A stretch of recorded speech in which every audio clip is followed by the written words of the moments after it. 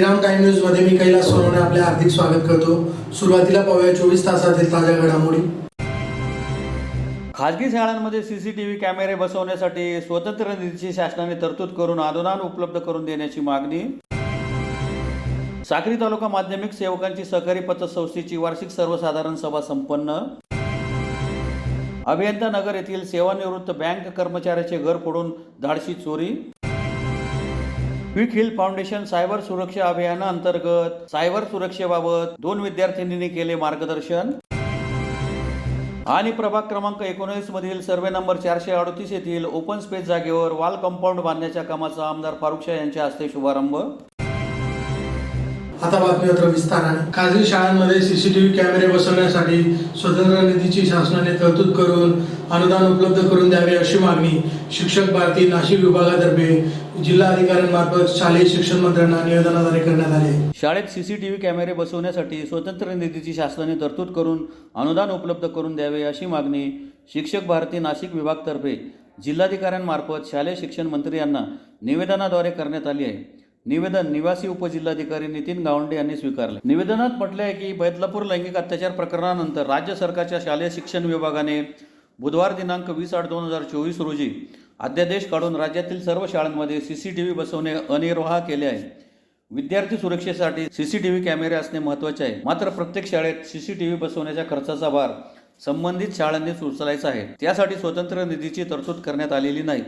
बदलापूर येथील घटनेदरम्यान या शाळेतील सीसीटीव्ही बंद असल्याचे लक्षात आल्याने शालेय शिक्षण मंत्री यांनी बुधवारी पुन्हा एकदा शासन निर्णय काढून सीसीटीव्ही फुटेज तपासणीसह तक्रार पेटी, सखी सावित्री समिती आदी बाबतही सूचना दिल्या आहेत। या निर्णयानुसार मुख्याध्यापकांनी आठवड्यातून किमान 3 दिवस सीसीटीव्ही फुटेजची तपासणी करणे आणि काही आक्षेपार्ह गोष्ट आढळल्यास शाळा प्रशासनाच्या सहाय्याने तातडीने त्यावर कारवाई करणे इत्यादी बाबत सूचना दिल्या आहेत। जिल्हा परिषद शाळांना सीसीटीव्ही बसवण्याचा खर्च शासन देणार आहे, परंतु खासगी शाळांना स्वतः निधीची तरतूद करावी लागणार आहे। परंतु खासगी माध्यमांच्या अनुदानित शाळांना दिले जाणारे वेतनेतर अनुदान हे अत्यंत तुटपुंज्या स्वरूपाचे दिले जात असेल तर कायम विना अनुदानित अंशतः अनुदानित शाळांना तर हे वेतनेतर अनुदान देखील मिळतच नाही।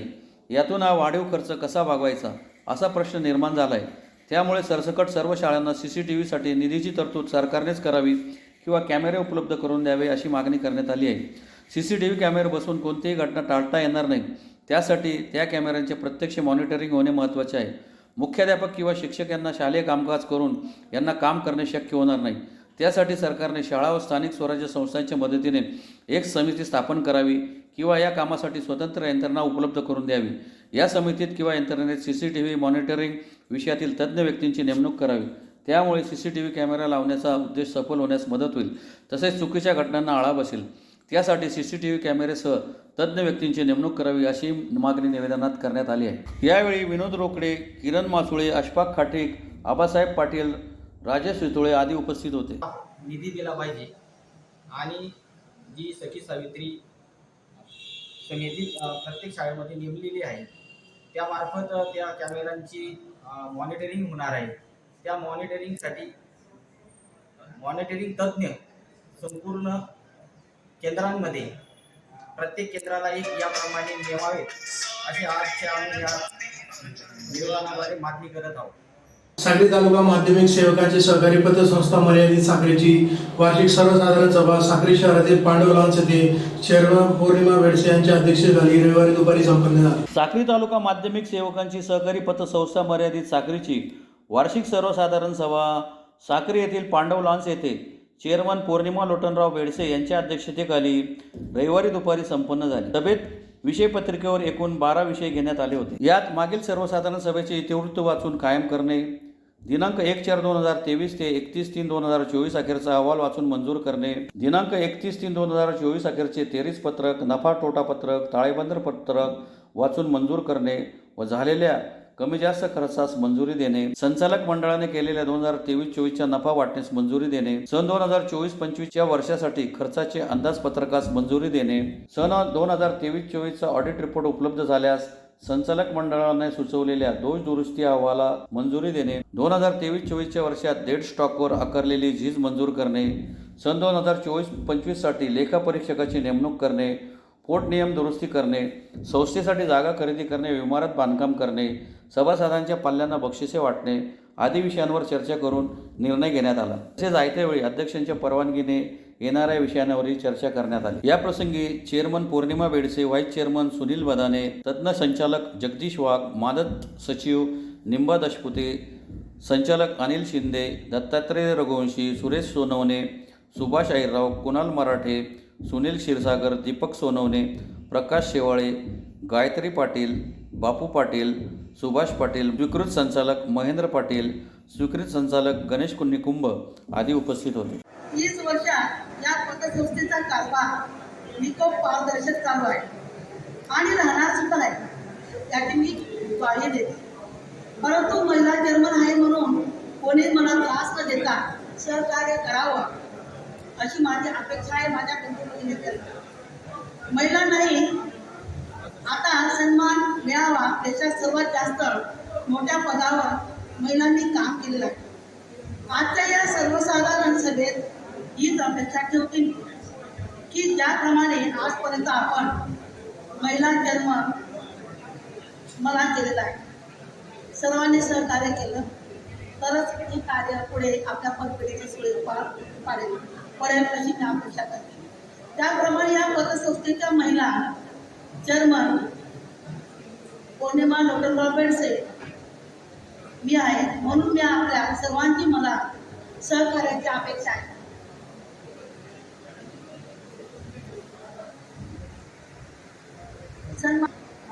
सन्माननीय सभासद बंधू भगिनी, आजच्या वार्षिक सर्वसाधारण सभेला आपण उपस्थित राहिला, आपणा सर्वांचे संचालक मंडळाच्या वतीने हार्दिक स्वागत करते.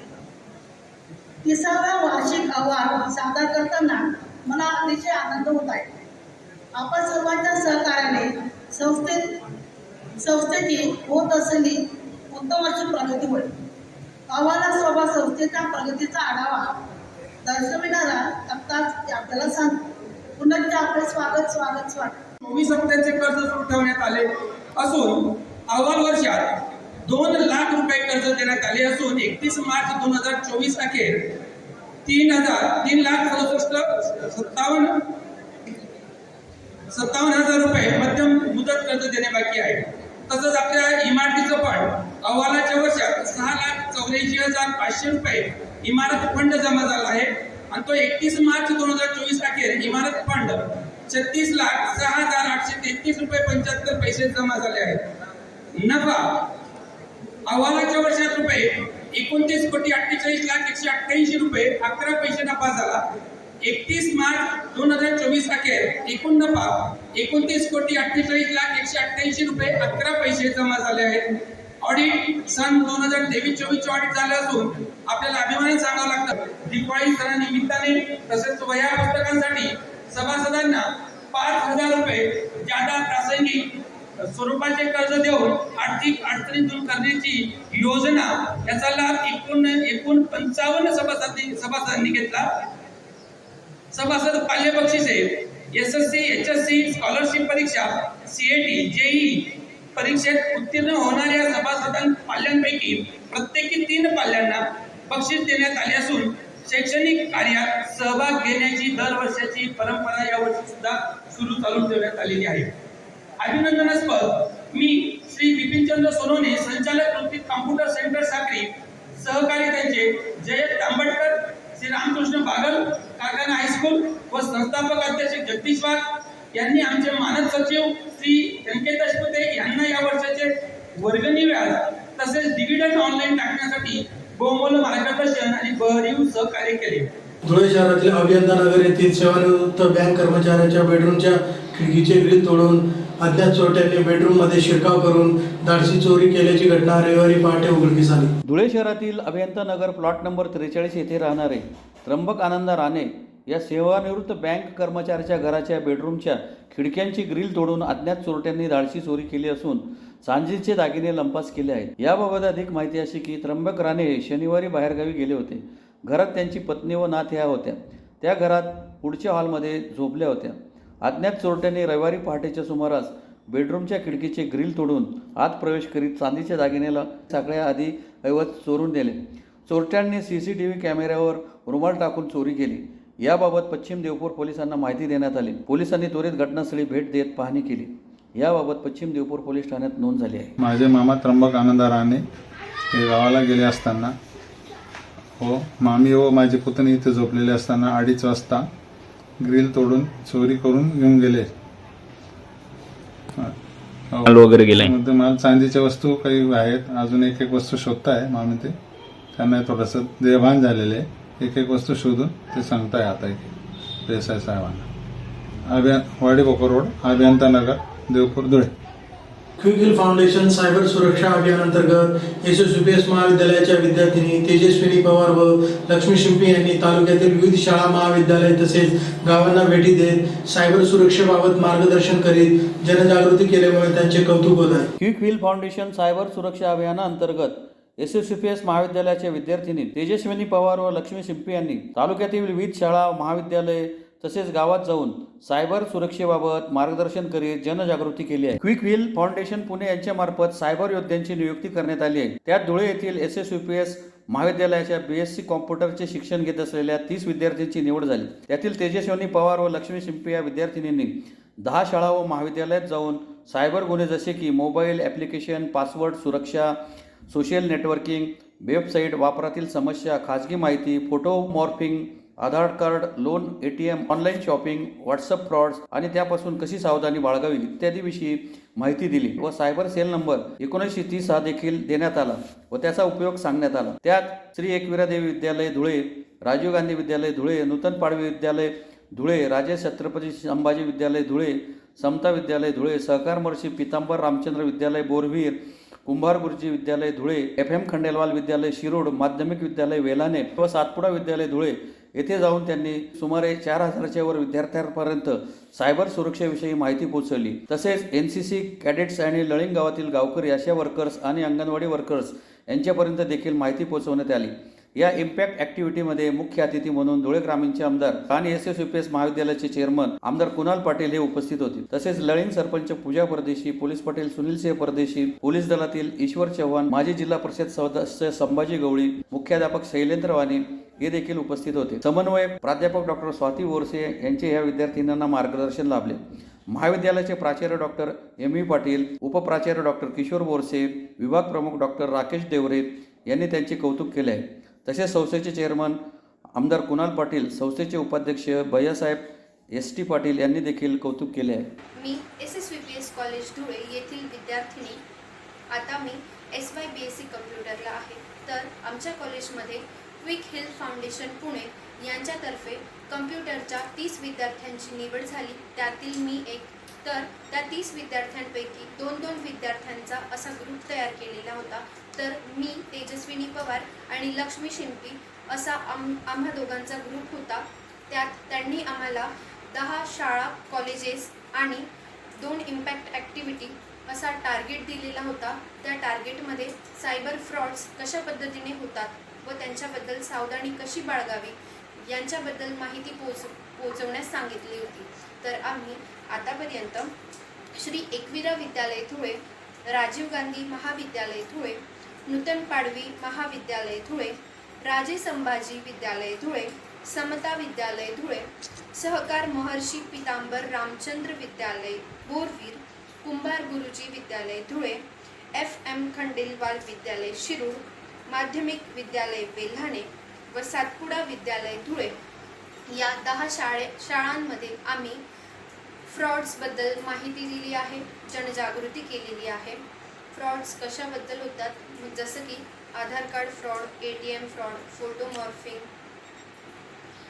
वेबसाईट फ्रॉड्स अशा प्रकारचे विविध फ्रॉड्स यांच्याबद्दल आम्ही त्यांना माहिती पोहोचवलेली आहे. व सायबर सेल नंबर 1930 हा देखील आम्ही त्यांना दिलेला आहे व त्याचा उपयोग कशासाठी करावा हे देखील आम्ही त्यांना सांगितलेलं आहे.